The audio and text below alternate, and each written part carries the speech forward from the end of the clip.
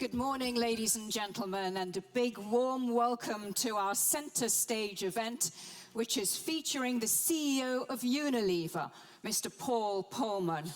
Now, Mr. Polman is a thought leader in the area of sustainable leadership, in the area of sustainable business. He's a member of the International Business Council of the World Economic Forum. He is chairman of the World Business Council for Sustainable Development. And in the last year, he was invited by the UN Secretary General Ban Ki-moon to participate in the high-level panel for the post-2015 Millennium Development Goals. He knows an awful lot about sustainability. However, the reason we have invited Mr. Polman to join us this morning is to tell us about the way in which he has wrapped sustainability into the core of Unilever. What is that about? In the 5 years since Mr. Polman became CEO of Unilever, he has changed the way in which the company has run, and he's got each and every one of its employees to think about, focus, and deliver on a sustainable living plan. What is that? And what has it got to do with smallholder farms? That and other questions are going to be put to Mr. Polman in the next session, so please get your own questions ready. You can tweet them in to us on hashtag IFADGC, and of course we will have the floor open to questions and mics going around in the course of the next half hour. So active listening, please, ladies and gentlemen, and put your hands together to welcome Mr. Paul Polman.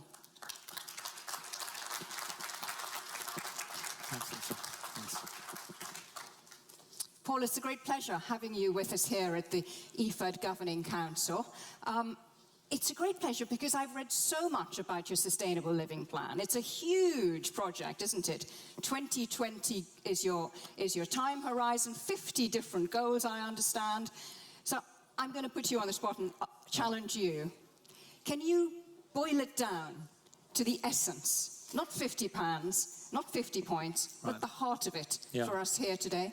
No, we've done that before, so I can do that. Before I do this, let me thank you, Nisha, and also the President himself for the opportunity of us being here. I'm very pleased that this is the International Year of Family Farming, and it's probably more than appropriate to have this opportunity to exchange some thoughts. The Unilever Sustainable Living Plan basically has as essence, if you look at the way the world system functioned, which became very clear in 2008 more than ever, that we were able to lift a lot of people out of poverty over the last few decades. In fact, people would say about 500 million people have been lifted out of poverty in the last 30 years. The millennium goal of halving the people living under the poverty line has been achieved, actually. But we've also discovered, especially in the crisis of 2008, 2009, that it has come at an enormous price, enormous levels of government debt, enormous levels of private debt, over-consumerism, and frankly, leaving too many people behind. And you still have 1 billion people going to bed hungry. So the system has done a lot, but it's not quite in equilibrium. And what we are trying to do is put a business model out there that actually helps make the situation better.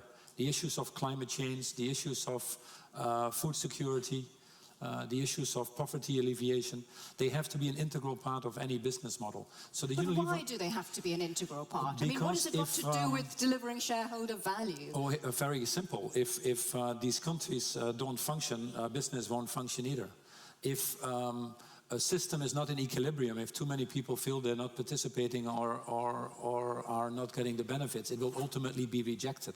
And you see it happening right now as we talk. People in the streets in many countries. So what we said was the Unilever Sustainable Living Plan, why don't we see if we make a business model that can grow, because you still have many people that need to be lifted out of poverty. You still have 2 billion more people coming into this world. So how can we make a business model where you have growth, but decouple that from environmental footprint and improve your social footprint? So that you can look anybody in the eye and say, we've actually improved the situation for this world. And you think it's important for businesses, big businesses like well, Unilever, to play their part in trying to meet those social goals? For many different reasons, because If you look at WWF, one of the recent studies they've done, they already predict, even today we are living off 1.5 Earths in terms of the resource use. We're running out of a lot of things. You look at the 9 biomarkers from the Stockholm Institute, biodiversity, climate change, and nitrogen levels have already surpassed the minimum levels. I just came from the UK. There are the big floods. There are people here from the Philippines. There is an enormous cold on the left of the United States. There's a drought on the right side of the United States. Mexico got hit by 2 hurricanes on both sides. So the world is changing rapidly, and that affects our supply, it affects the volatility of food prices, and interestingly, it affects the poor most. When Hurricane Sandy hits the east of the United States, in New York, you have a good story for 2 weeks, but the people in Haiti are 2 years put backwards. So as a business, we also have that. I have enormous costs every year because of climate change. I have enormous missed opportunities because of the billion people not being able to buy their food. So if we are not part of these solutions as businesses, we will not solve it. Forgive me for saying so, but you almost sound more like an NGO than the leader of a massive multinational. We are an NGO, and I'm glad you mentioned it, because we are non-governmental. We are a non-governmental organization. Unilever is not a government, so we are an NGO. But as that line went down well with the audience. No, but it is. But Mohamed Yunus is a good friend of mine, and I always say to him, I say, you know, the only difference between Grameen and us is that we figured out how to make it sustainable without asking other people for money. So, you have to, you know, don't tell them this. I bet he thanked you for that. No, but it is important, because you take, for example, the issue of sanitation. 1 out of 5 people in the part of the world that you came from India, for example, or Africa, doesn't make it past the age of 5. You know, our children made it past the age of 5. What gives our children the right to do that, and not from other parts of the world? You have 4 million children dying every year of infectious diseases like pneumonia, diarrhea.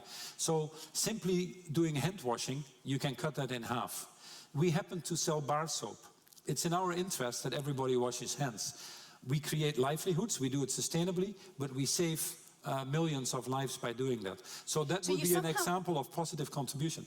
It's also kind of managed to bring this social conscience, as it were, and the positive contribution to enhance the brand in certain cases. For instance, Lifebuoy, it actually works to make the brand a more resilient creature, would you say, or a more attractive creature? Ultimately, if you go back to the origins of any business, we've just forgotten that a little bit, or some people have forgotten that over the years. But any business that was started, including, look at the wonderful smallhold farmer that we just saw on the screen. Any business that originally started was to serve society and to solve problems in society. They weren't started because someone wanted to satisfy their shareholders or have quarterly reporting.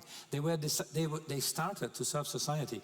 When Lifebuoy was started, it was called Lifebuoy because it gave a lifebuoy, it gave life to some. We've just forgotten a lot of these things. So if you're in the food business, like we are, and many of our products are food products, then you also have to be responsible for some of the issues that come with food. You have, on the one hand, 1 billion people going to bed hungry. Enormous missed opportunity for society. There's issues of stunting with it, there's issues of sustainable agriculture with it, issues of land rights. Then in between the whole value chain, we waste 30 to 40% of the food, which is a tremendous tragedy. And on the other side, you have a big issue coming up on obesity, where there is 1.2 billion people having more than they need. So this whole food chain, if you are in there, you have to be part of these solutions. Do all businesses have to be part of these solutions? Because Unilever sometimes sounds like it's out on a limb a bit in terms of the way in which it positions itself and the language that you speak. I think we're all in this together. And increasingly businesses understand that. But also governments, the president here is very courageous to invite me to be part of the discussions. The issues that we have to solve now in this world are becoming so burning because all of it is coming together actually in this period of time. You might say, why didn't we deal with it before? Because we're really discovering now for many different reasons. And citizens increasingly are connected because of the digitization of society, asking for changes. That's why you see people coming into the streets, from Ukraine to Brazil to Turkey. And if we don't find a solution to some of these burning platforms, the world is not going to be a happy place for your children and my children or their children. And that is our first responsibility. Now, business has to be part of that solution. It's in the business's interest.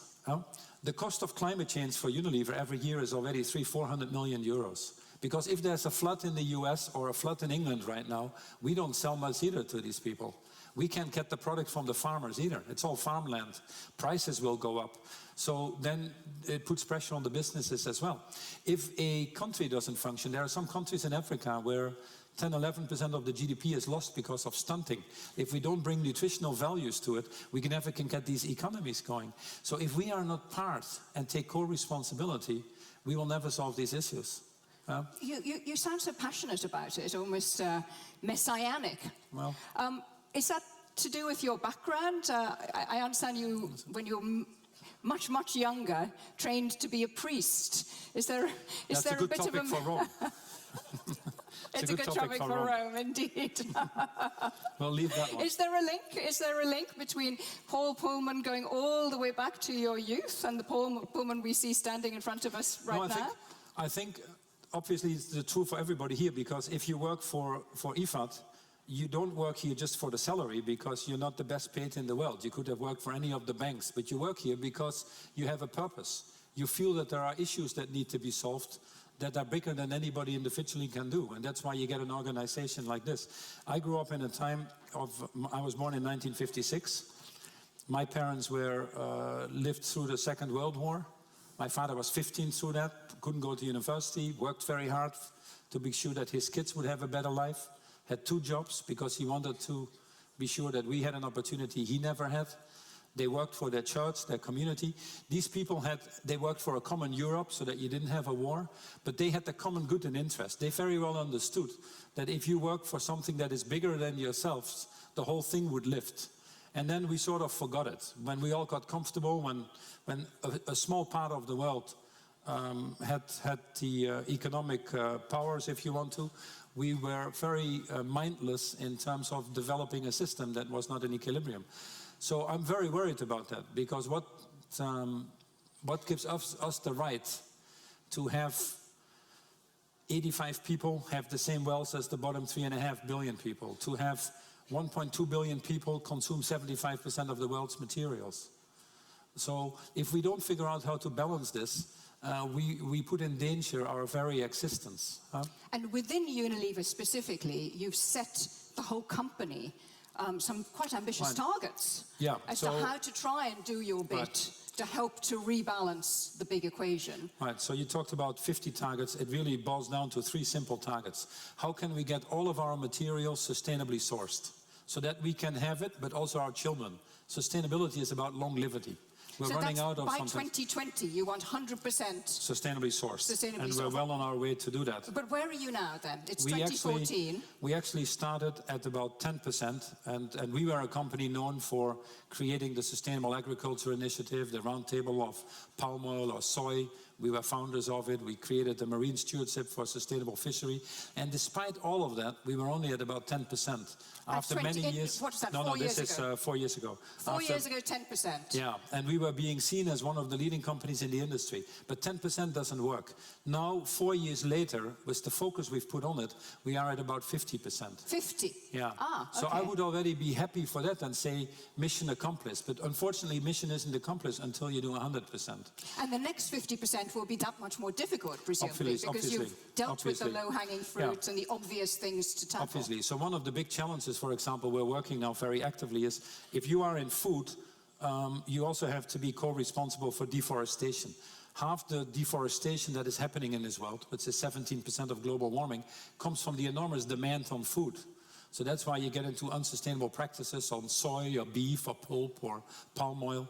So to get the world out of deforestation, for example, and and have that in equilibrium is probably a 10-year plan, because you deal with land rights, smallhold farmers, transformations, and a business cannot do this alone, nor can a government do this alone. So that's why you have these partnerships.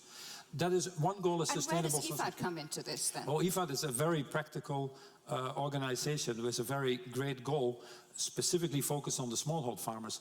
Under the president, you've set yourself a goal: 80 million smallhold farmers lifted out of poverty. You're at 78 million already. You reach, in terms of member states, you nearly have 160 member states. So it's an enormous reach and capability on the ground. If we want to create sustainable supply as a company, you have to really deal with the bottom $1.5 billion, $2 billion of the pyramid. For business, that is very difficult to get to that. We cannot have the capacity to train 100,000, 200,000, 500,000 smallhold farmers. If we can do that together with IFAD, who has the knowledge, the capabilities, the people on the ground, and we on our side can bring in the market, guarantee supply, bring in quality standards, soil management techniques that we know for our crops, we can create an ecosystem, and you can have a sustainable solution. So that's why I'm a sustainable NGO. That is exactly what it boils down to. Just straight after the session, you're going to be signing an MOU with IFAD. What might that lead to then? Can you give me a more concrete example, a particular area, a particular crop, a part of the world where you see IFAD and Unilever working together with smallholder farmers? Sure. So one of our goals is we have currently 1.3 million smallhold farmers that work for us. We have trained ourselves in the last few years 450,000 smallhold farmers in addition. So we're about at 1.7 million smallhold farmers. I want to at least see a vision that we... So just stop you there. You have 1.3 small farmers within your supply chain. Already before we started in 2009, we've added 450,000 in the last 4 years. So you now have 1 3/4. Yeah, nearly 2 million smallhold farmers. Okay. So, who are supplying Unilever in different ways. But we could have significantly more smallhold farmers connected to the markets and guarantee them a livelihood, supply, acceptable living standards, etc. But we simply don't have that capacity. So we work with people like the Rainforest Alliance or others to help on the ground, but we are severely bottlenecked. If you take people like IFAD here, take a very simple example of a country of Rwanda. Rwanda is ideally located to produce tea. There is a demand in the world for tea that keeps going up. Tea is an ideal crop for smallhold farming because it's hand picking. So you can actually employ quite a lot of people. In our tea plantation in Kericho, there's about 60,000 people who make their livelihoods. Or in Mufindi in Tanzania, about 30,000 people. So if you set up a tea plantation, you can do it with smallhold farmers, and you can do some of it yourself. You can create a factory because you need critical mass. But we need the governments. We need the governments for infrastructure. We need IFAD to help us train the smallhold farmers. You're talking about 10, 15,000 smallhold farmers. They need to be trained in soil management, in agricultural techniques, water management, all these things. So a company itself doesn't have that capacity to do that. If you work it together with the different partners in the value chain, you can solve these solutions. That would be a great example. I'm looking at my iPad, Paul, because it works, I hope. Some Twitter questions have already been coming in, including one around this area, and I just want to find it, from India. Okay, it's from Vikas Singh Sai, and he says, how much do you plan to source from small farmers in India? I'm sorry, it's a very specific question. But... That is a very specific question, but with IFAD, obviously, IFAD has now 50 local offices, so it reaches a lot of countries, and India is a very important one. We're looking at tomatoes, for example. So how can you do tomatoes with smallhold farmers in a sustainable way? Right now in India, I don't have the answer there because obviously I don't run it by country, but we do Kurkans in India with smallhold farming. We have the Shakti Lady program, which is about 120,000 Shakti ladies now that we employ and get into the rural villages with programs that we would call equivalent programs. So I think there is no reason why in a country like India you cannot get 1 million or more smallhold farmers connected to our supply chain with the size of a company like Unilever. But you don't have that capacity to do it yourself. There might be some people in this audience who feel a little uncomfortable about IFAD having this kind of relationship with you, signing the MOU. It's a new territory really for IFAD, possibly for Unilever. Sure. What would you say to them? Well, I would say, I always quote Stephen Covey, who wrote his book, 7 Habits. Some of you might have read it. But he said, you cannot talk yourself out of things you've behaved yourself into. So there is a lot of trust that needs to be built with the right behavior. And I always would say, and what I like about IFAD and what I like about hopefully our company is, we just need to show that by having the right level of trust, mutual understanding, putting the smallholder farmer in the middle, we have, I believe, enough evidence already that we can solve a lot of the things. So you're sort of saying we have to prove ourselves with you, are you? You always have to. That is why this world is long on words and short on actions. We can all sit here at podiums and talk a lot of things, but we have to solve some things out there. You know, what is more important? That we sit here and debate between ourselves, that we can do things alone, which we haven't been able to solve. There are 1 billion people going to bed hungry every day, not even knowing if they wake up the next day. And they're not your children, they're not my children. And we sit here debate if some things should be done or not be done, whilst every minute we talk, every 6 seconds, a child dies of hunger.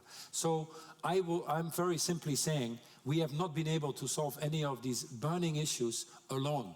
It is not the government alone that can do it. It is not business alone that can do it. Nor is it the NGO that can do it alone. Rise above that and say, what can we do together? When we did the Unilever Sustainable Living Plan, we said, listen, this is such an audacious plan. It is an audacious plan. But we also did something very human, which not many companies do. We said we can't do it alone and we don't have all the answers. Let's bring some people in to ask you. Are you convinced by Mr. Polman? Are you convinced? Do you want to ask Paul some questions? It's your chance now, ladies and gentlemen. Who would like to? There's a questioner over there from Ethiopia. Sir, please just press the button.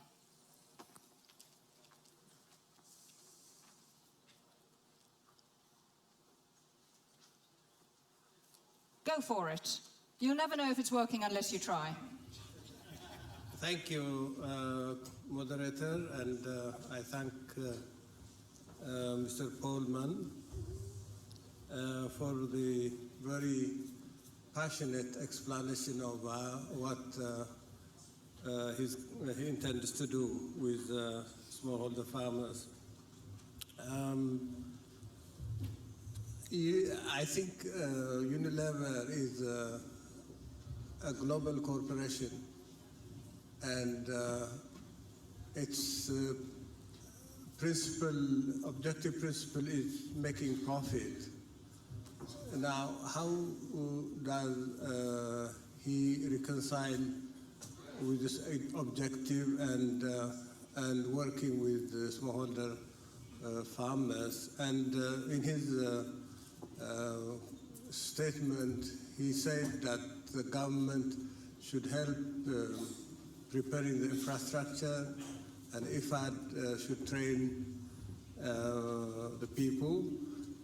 What will be the role of Unilever then in that case? Is it only going to take the supplies and that is? Good question, sir. What would be the role of Unilever? And before Mr. Polman answers, can we get the mic to the person at the very back? Yes, it'll be you next. Paul, what is the role of Unilever then? So there are actually 2 questions. I would take a slight disagreement with your thing that the role of business is to make profit. The role of business is to serve society, but in a way that it is sustainable. And that is the most important thing. We have to distinguish between some businesses that are out there, because 95% of the world actually are businesses. 75% of the global economy, by the way, is businesses. So some businesses think about optimizing profits, but the average length of a lot of these businesses that think simply about profit is actually getting shorter and shorter. I just saw a study in the US that the average life of a business is 18 years. Companies like Unilever are around for hundreds of years because you don't serve just your shareholders, you serve society, but in a way that is sustainable. So good companies, and there are many of those, want to have an economic system that guarantees their future, but it is about multiple stakeholders. In our company, and again, many other companies, we have shareholders that have certain demands, but we also have citizens of this world that have certain demands. We could not function if consumers would not buy our products. So we have a responsibility to consumers. We have a responsibility to our employees. We have a responsibility to the communities that we live and work in. And so what it's about an the specific ecosystem. point? It's an ecosystem that has to function. There are multiple stakeholders. If you only cater to one stakeholder, you're not going to be successful. And there are enough businesses that understand this. The second thing is, what does Unilever bring? For any farmer, you take the tea farmers, if you want to be very practical, and we're working now on some projects in Ethiopia, by the way, with your government, who is very, very keen to also create the employment. What a smallhold farmer wants, they want a market, they want a guarantee. These people have to be trained, they have to be invested in, and that can only be done if there is a longer-term guarantee. What companies can do, like Unilever, is create that market for long-term guarantee. You take the tea farmers where we buy their tea. These are long-term contracts. So creating a market creates the livelihood. And the point about providing that long-term guarantee is it then enables farmers to get access to credit and maybe invest in upgrading their production and that sort of thing. We bring in the learnings from other parts of the world if it gets to training and add that to the things that IFAD is doing. We bring in social compliance standards. We provide these people other opportunities.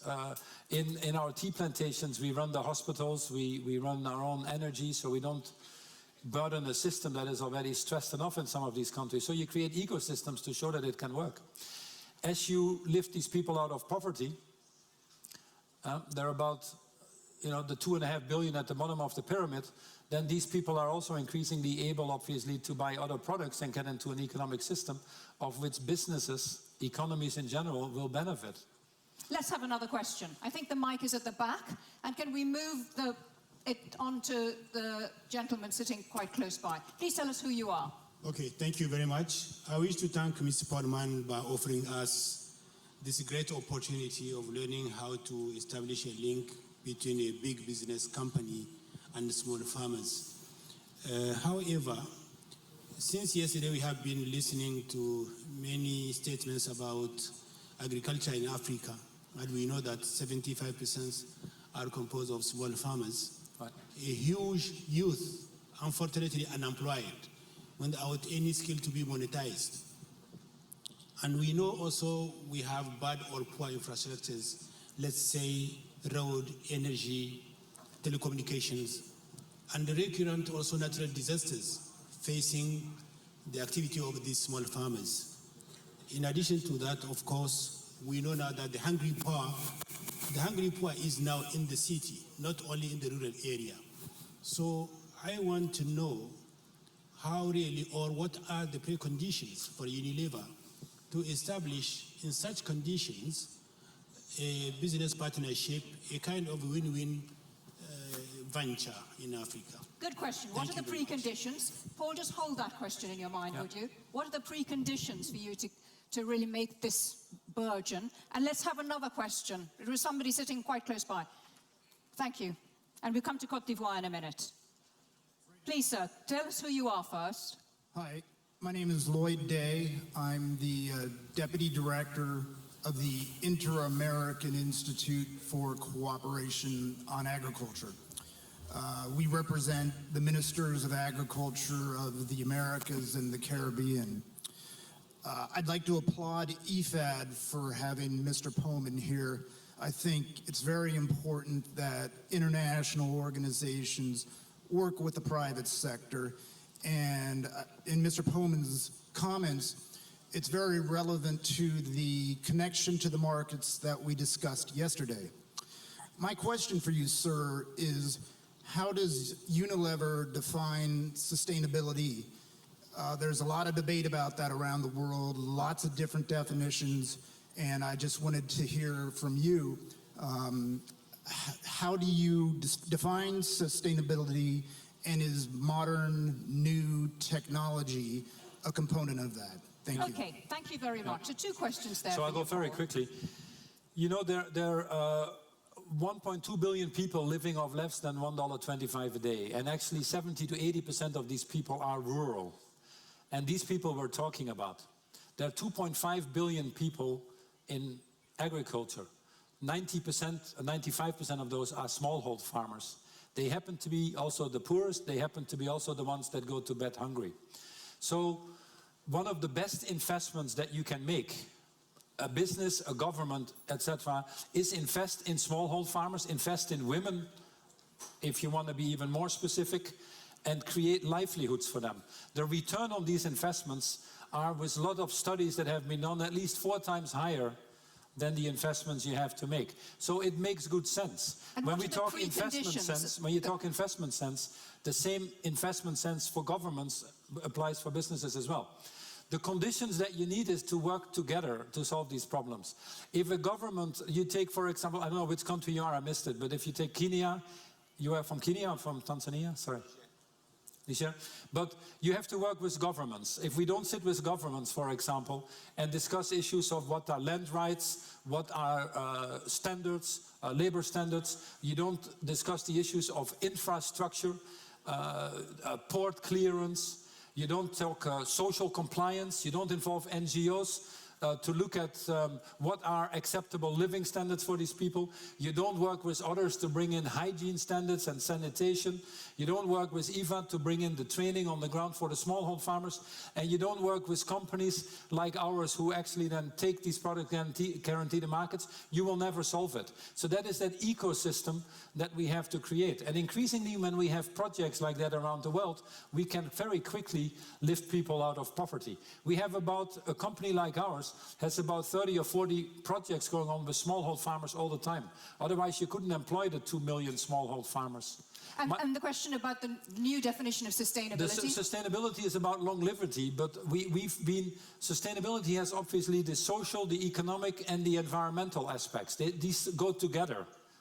It's the triple bottom line, as some people would call it. Sustainability is as much about how we treat our people.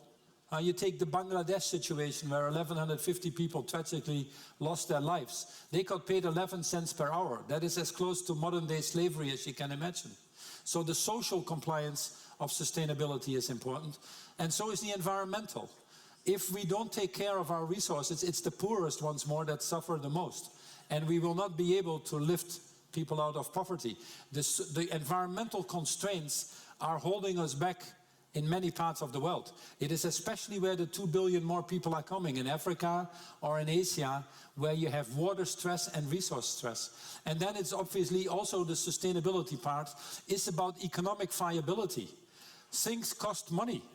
People have to pay for things. We have invented a system of currencies that has to be earned. So you cannot just only depend on aid. Aid is very important. You need aid for fragile states, you need aid for completely the bottom of the pyramid. Everybody understands that. But you have to create systems that are economically viable. Paul, I'm going to bring in another round of questions. I understand that, how about Côte d'Ivoire? Then we'll have Zambia. Côte d'Ivoire, en français.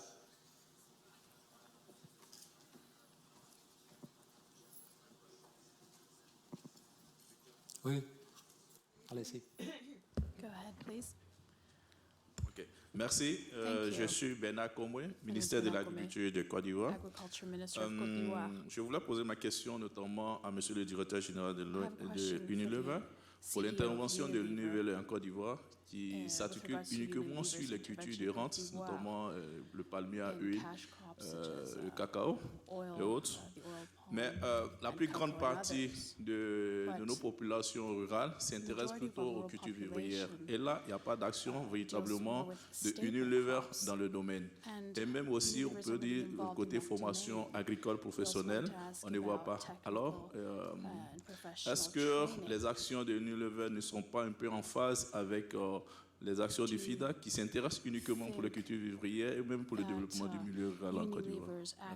Oui, exactement. On était là pas il y a longtemps. Il y a 2 ou 3 mois, j'ai visité le Côte d'Ivoire et on est en train de travailler avec le gouvernement là-bas de monter 2 ou 3 projets. D'abord, l'olive de palme, c'est très important de faire ça d'une manière soutenable Hein? C'est un grand problème que les problèmes qu'on a vus en Asie maintenant, dans les pays Indonésie ou Malaisie, c'est très important de ne pas exporter en Afrique et de monter le livre de palme d'une manière sustainable dès que le début. On est en train de travailler ensemble dessus. Sur le coco, c'est très important qu'on a les standards et la manière de faire ça aussi. Et ça, c'est l'intérêt de Côte d'Ivoire, de faire ça à long terme. Au même temps, on est en train de monter l'économie, on est en train d'embaucher aussi les gens. Le problème du chauffage, c'est énorme. Et surtout le chauffage parmi les jeunes. Donc, de créer l'économie, d'avoir une croissance de notre société, ça veut dire aussi embaucher les gens, éduquer les gens, souvent plus qu'on peut faire à l'école ou à l'université, pour monter l'économie de Côte d'Ivoire. Et on travaille beaucoup. Une de mes meilleures amies, c'est Jean-Claude Brou, qui est votre collègue là-bas, qui était avec moi à l'université. Donc, je suis très proche de Côte d'Ivoire pour être sûr qu'on va réussir. On doit réussir. J'ai travaillé avec Madame Sirleaf sur le panel, le high-level panel. 56% de personnes qui habitent en Libéria sont moins de 15 ans. Comment on peut faire ça pour monter ce pays? On doit l'aider. Si on l'aide, on monte la Libérie. Sans doute, on peut vendre nos produits aussi à long terme. Mais on est en train de monter les économies. Et ça, on doit faire ensemble. On a cette responsabilité. Just bring it a couple of last questions, if I may. Zambia, I think, would like to. Where do we have Zambia? Thanks very much indeed, Ma'am. I'm the Minister of Agriculture and Livestock in Zambia. And before I ask the question, I'll preamble it as follows. Mr. Polman, we are interested in the linkage between producers and consumers, which include companies like yours. And by the way, we worked for Unilever in my earlier life, so just be aware of that. Okay. How do we deal with the issues of price volatility? And to explain this, I want to tell you that a year ago, a lot of our cotton farmers stopped producing cotton because the price they had been promised by big multinational corporations such as yours, it was not yours, but such as yours, could not honor the very price they had said they would pay. And because of that, the whole country suffered a 46% reduction in cotton production because a multilateral company did not honor up to the promises that they made. Really How does question. your company ensure that such price volatility can be addressed without putting the pressure on the very poor, small-scale farmers? And one final brief one from Eritrea, please. So try and keep it short because time is marching on. Hello. Yes, I will keep it very short. Thank you very much, moderator, and thank you very much, Mr. Polman. What I want to ask is, normally it's good you are creating a market for the smallholder farmer, but the price that is given to a raw material and the price that we see when it is processed is day and night. So what will be the role of your business in terms of value addition? Yeah. So I think both questions are related. So how can you create a more stable market and how can you take these price volatilities out? There are many factors that cause these price volatilities that we are aware of. And the sad part is these volatilities are actually going up with a high degree. Climate change, I talked about, has a lot to do with that. So you have to fight climate change, because that causes volatility. The financial market that has entered, which has nothing to do with the food security. The market of derivatives now is 4 times higher than the global economy in itself. So we have to work that. When we did the food security task force, we were suggesting the system of Aramis, with the G20 to create more transparency. This is a market where supply and demand sometimes is not very clear, which causes that volatility. So you need to put, and you have a great responsibility there as well as others, you need to put the frameworks in place to take a lot of that volatility out. But even then it is sometimes not easy and you get market fluctuations. What companies like ours try to do is to soften those by longer term contracts, by added value. When we have in Africa, when we grow a lot of the vegetables, we also produce our Knorr products there. It doesn't make sense to ship it to Europe and then to ship it back to Africa to sell it. If these economies develop, you also have your own production facilities. We were in Indonesia with the palm oil, we put our fractionation unit there so that the added value is there. When we do the tea, we have the tea factories there so that the added value is there. So you can help these farmers by thinking about things together once more, differently, so that these people don't become hostage to you. And does that in itself deal with the price volatility question? Well, this is what I said. You need to work that at many different elements. It's not that simple answer. But what you try to do is, again, if you have, let's take a tea brand like Lipton, the tea market is going up. We will always have a demand for tea. We can always guarantee the takeoff. Then there is a volatility in the price of tea, but because it is linked to brands, because a lot of the processing happens in the countries itself, you limit that volatility to the minimum. And you try to get the qualities up that you work with these farmers, so again, that you have extra benefits. When we run our tea plantations, the quality tea is all what we would call grade 70 and up, so that the prices that come in are actually better. It's also, by the way, what you need to do to justify the investments that are additional if you go with smallholder farmers. The easiest thing for us would be to buy it on the world market and not to deal with it. I don't have to stand here either. But I say, what responsibility do we have? How do we lift these people out of poverty? Well, on that note, Paul, I'm going to say you don't have to stand anymore. No, it's fine. Please Thanks. take a seat.